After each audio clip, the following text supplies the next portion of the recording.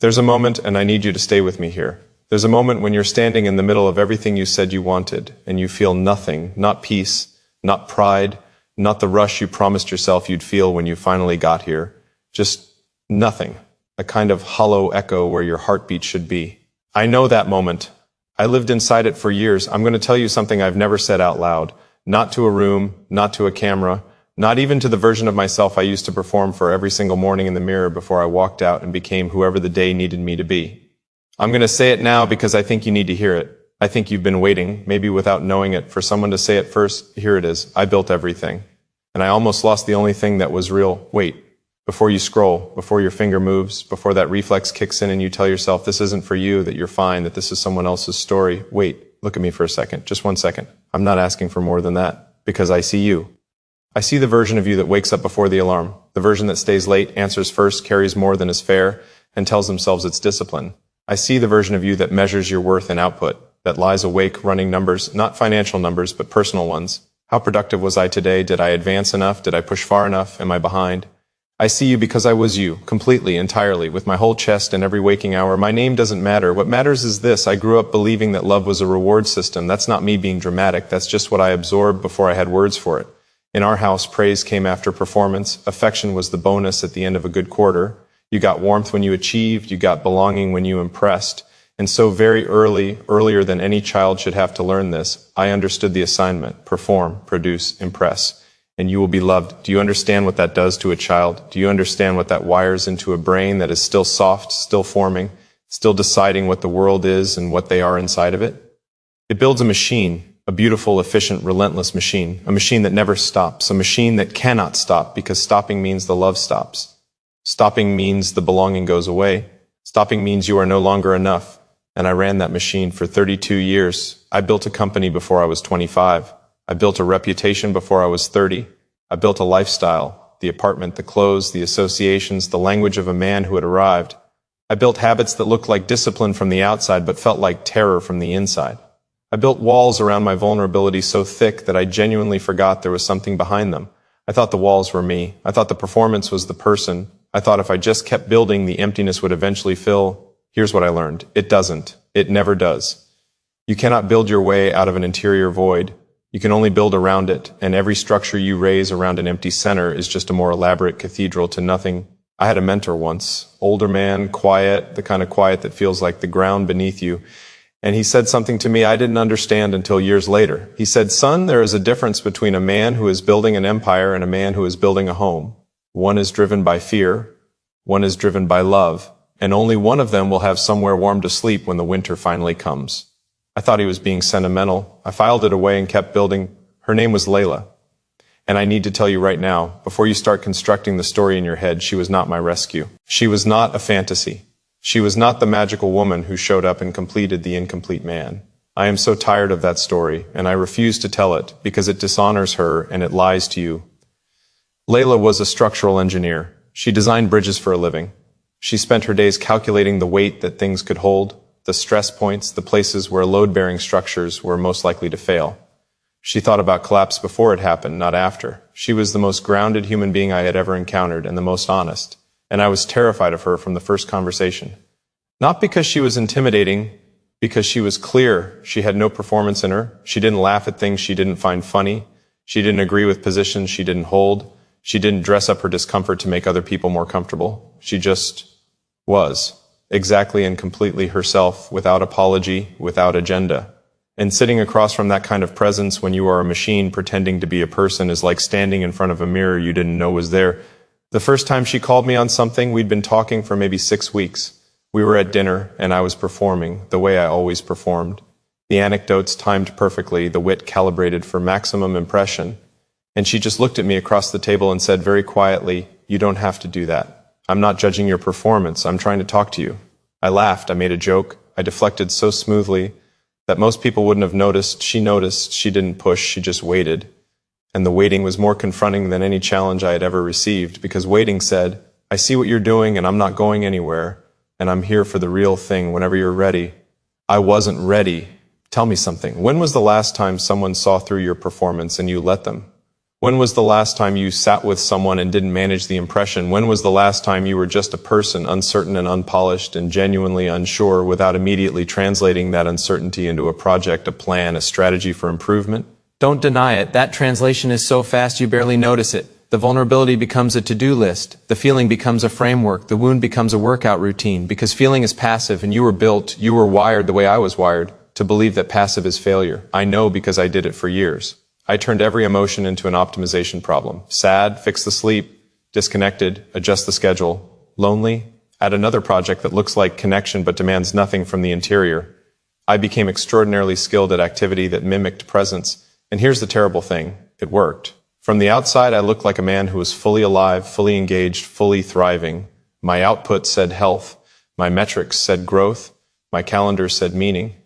And inside, I was standing in a room I had built with my own hands, in which everything was perfect, and the lights were on, and there was no warmth. A beautiful empty room. My parents never accepted Layla. I want to tell you about this because it matters more than I realized when I was inside it. My father is a man who equates love with strategy. Everything in our family was a transaction with purpose. Education was for positioning, relationships were for alliance, success was the only acceptable language. And Layla, with her quiet self-possession and her bridge engineering and her complete disinterest in performing for anyone's approval, registered in my father's world as a threat, not a threat to him directly, a threat to the system, a threat to the performance architecture he had built and that I had inherited. The first time he met her, he was polite, the way powerful people are polite when they are evaluating. He asked her questions that sounded like curiosity but were actually assessments. And she answered them honestly, without trying to impress, without playing the game. And I watched my father's face, and I saw the moment he decided she wasn't right for me. Not because she was wrong, because she was real, and real people are dangerous to systems that run on performance. My mother was softer about it, but the message was the same. She's lovely, my mother said, but she doesn't seem driven. And that word, driven, sat in the air between us like a verdict, and I understood what was really being said. She doesn't speak our language. She doesn't confirm our values. She doesn't reinforce the story we need to tell about who you are and who you're becoming. They were kind about it. They were measured. And every conversation about Layla had the same quiet architecture, concern dressed as care, fear dressed as wisdom, control dressed as protection. I want you to hear this part clearly. My parents were not villains. They were people who had built a castle out of their own wounding and were now, without fully knowing it, inviting me to live inside it forever. They thought they were protecting me. They were doing the only thing they knew how to do, which was to love me in the shape of the approval system that had formed them. But here's what I had to learn, slowly, painfully, with my hands in the dirt of my own psychology. Inheriting a wound is not the same as choosing it. Understanding someone's pain does not obligate you to repeat it. I built my life around their approval for 32 years. Let me say that again so it lands. 32 years of choices. Where I went to school, what I pursued, who I spent time with, how I presented myself, how I measured my worth, how I loved and failed to love. All of it shaped at the deepest level by the need to hear from my father, well done, from my mother, I'm proud of you. I thought I had transcended this. I thought ambition was freedom. I thought building my own empire was independence. But an empire built to prove something to someone who was never going to give you what you needed is not freedom. It is the most elegant prison ever constructed because you built it yourself and you can't see the bars. The night I realized this, I was sitting on the floor of my apartment. The apartment I had designed for maximum impression, the apartment that photographed beautifully and felt like a showroom. And I was sitting on the floor because I had just ended a phone call with my father in which he had very calmly, very logically explained all the ways Layla was wrong for me. And he made good points, strategic points, points about alignment and ambition and trajectory. And I sat there on my beautiful floor in my beautiful room and felt something I had not allowed myself to feel in years. I felt grief, not for Layla, not yet, for the boy I had been, for the version of me that had believed with his whole small heart that if he just did enough, achieved enough, became enough, the love would come, that the approval would arrive, that one day his father would look at him and see him, not the performance of him, not the output of him, but the actual him, and say, you are enough, just as you are, without the achievement, without the strategy, without the empire. And sitting on that floor, I understood with a clarity that felt like cold water, that moment was never coming. Not because my father was incapable of love, but because he had never been given that moment himself. He was waiting for it too. We were two men in a long line of men waiting for something that nobody in our family had ever learned to give. That is not tragedy. That is inheritance. And inheritance can be refused. I called Layla that night. It was late. She answered on the second ring the way she always did, without drama, without performance, just her voice, steady and clear. I said, I don't know who I am when I'm not trying to impress someone. There was a silence, not an uncomfortable one, the kind of silence that is really a person thinking, really listening, not just waiting for their turn to speak. She said, I know, I've been waiting for you to notice. That was it. No lecture, no I told you so, no therapeutic intervention, just acknowledgement, just the quiet, grounded confirmation that she had seen me clearly, actually seen me, the interior me, the uncertain and unfinished me, and had decided to stay anyway. Not because she needed me, not because I was impressive, because she was interested in the real thing and she was willing to wait for it. Do you know how rare that is? Do you understand how profoundly disorienting it is to be loved for the thing you've spent your whole life hiding? I didn't know what to do with it. Honestly, I didn't know the grammar of it. Being loved for your performance feels like home when you've been there long enough. Being loved for your presence feels foreign. It feels like someone handing you a gift you never asked for and don't know how to hold. I almost handed it back. Here's what I learned about the psychology of high achievers. And I'm saying this to you now because I believe you need to hear it as much as I needed to live it. The higher you build, the more you need the structure to confirm your worth. Every new achievement is not satisfaction. It is a temporary anesthetic. It numbs the question for a while. But the question always comes back, are you enough without all of this? Take away the title, the output, the reputation, the results. Are you enough? Most of us cannot sit with that question. We immediately reach for more building, more doing, more proving. Because the moment we stop, the moment the noise goes quiet, the question rises up from the floor of us like water, and we don't have an answer we trust. Fear of being known is the deepest human fear. Deeper than failure, deeper than death. Because failure you can explain, death you cannot control. But being known truly, fully, without the performance, means someone might see everything and still find you lacking. And that risk feels unsurvivable. So we manage, we curate, we present, we become extraordinarily skilled architects of the version of ourselves we want the world to see. And we do it so long we forget there's another version underneath. My parents doubled down. I want to be honest about this part because I think anyone who has loved someone their family didn't accept knows this experience in their body. It doesn't happen in one dramatic confrontation. It happens in the accumulation of small moments. The question not asked about her, the invitation not extended, the comment about someone else, someone more suitable, slipped in so gently it almost sounds like news rather than pressure. The comparison disguised as reminiscing, the concern offered so lovingly you almost feel guilty for noticing the control inside it. I started noticing the architecture of it. Once I saw it, I couldn't unsee it. Every conversation had the same structure. Your choices reflect on us.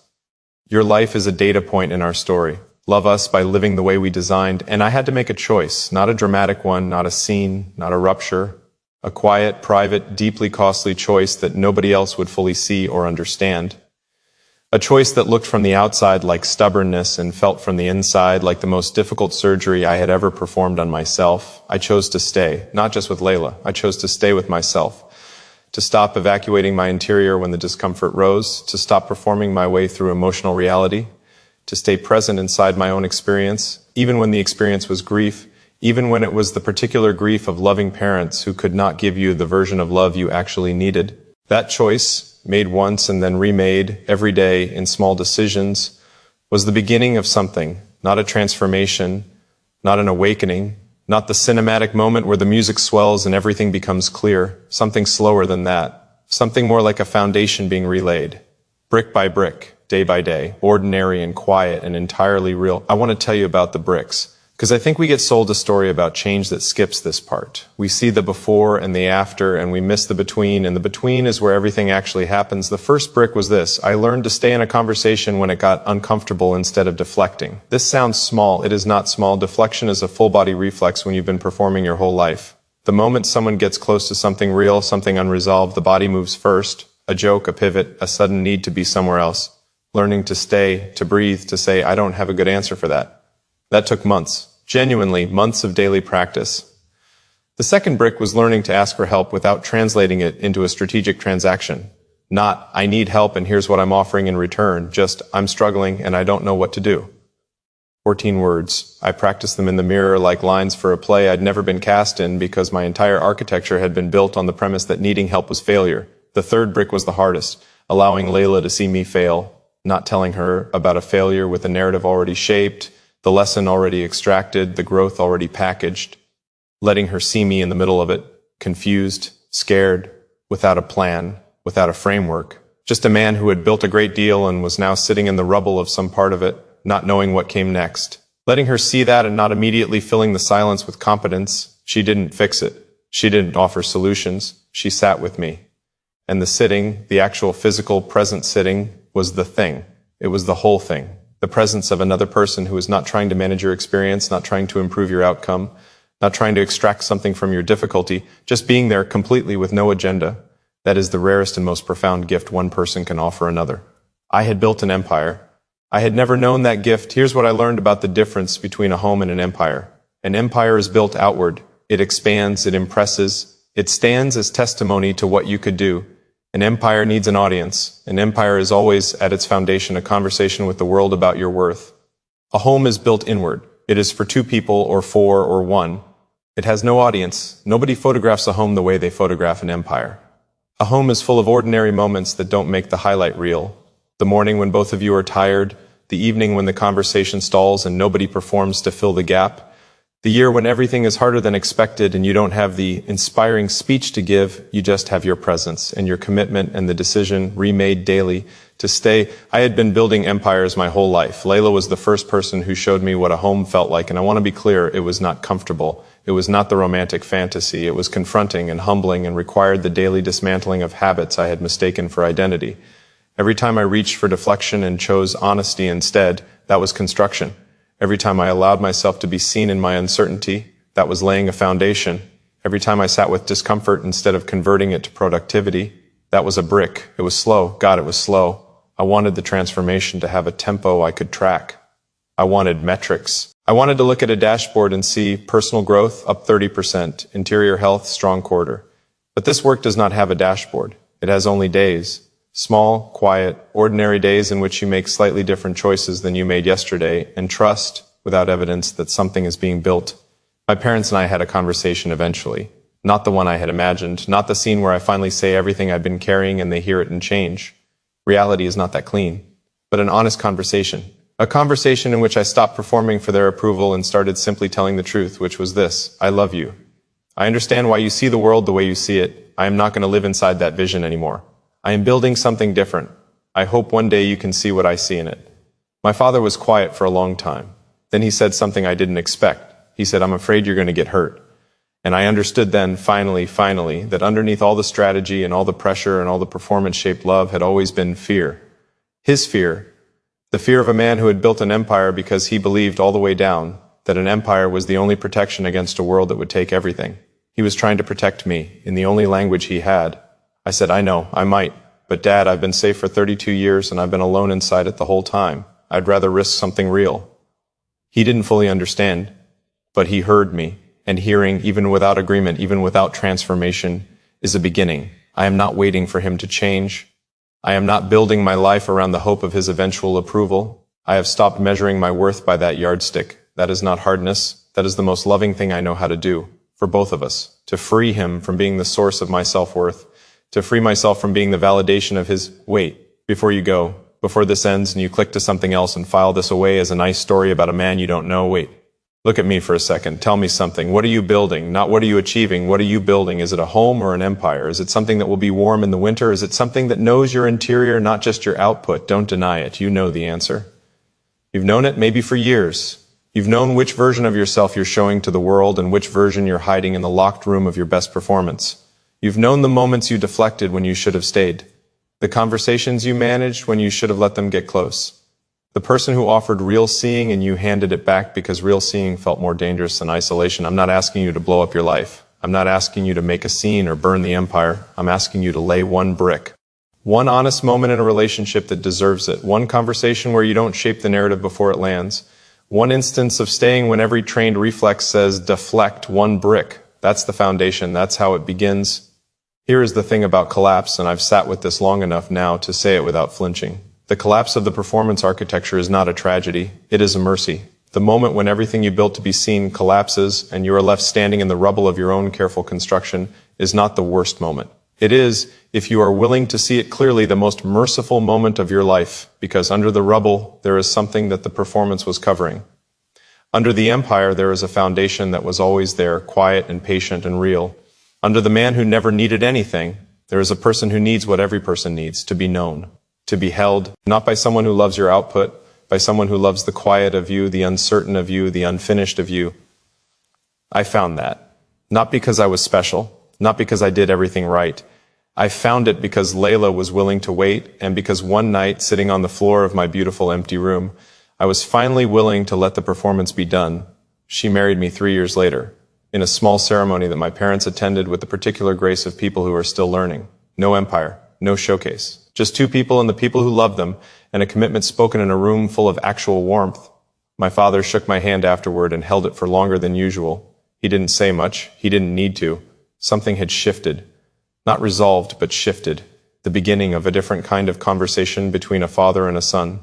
One not built on performance and approval, but on something slower and more honest and eventually more sustaining.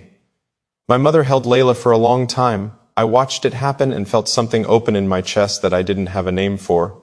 Not relief, not victory. Something older and quieter than both. Something that felt like home. I want to leave you with this. You have been performing. Perhaps for years, perhaps for so long that the performance and the person have become difficult to separate. And I'm not here to tell you the performance was wrong. It got you through. It was protection. It was survival. It was the mechanism that carried you past things that might otherwise have broken you.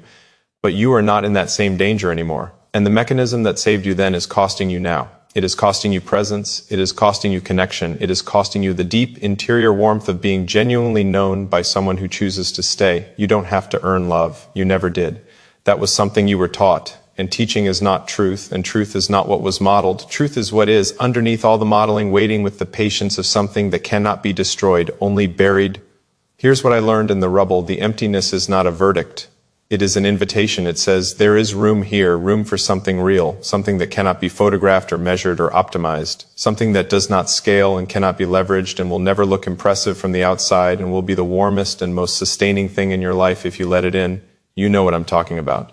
You have felt its edges. You have sat near it sometimes without letting yourself fully enter it. You have chosen the empire over the home more times than you want to count. And you have paid the cost in the quiet of the evenings when the work is done and the performance is over and you are alone with the echo of everything you've achieved. That echo is not the end of the story. It is the beginning.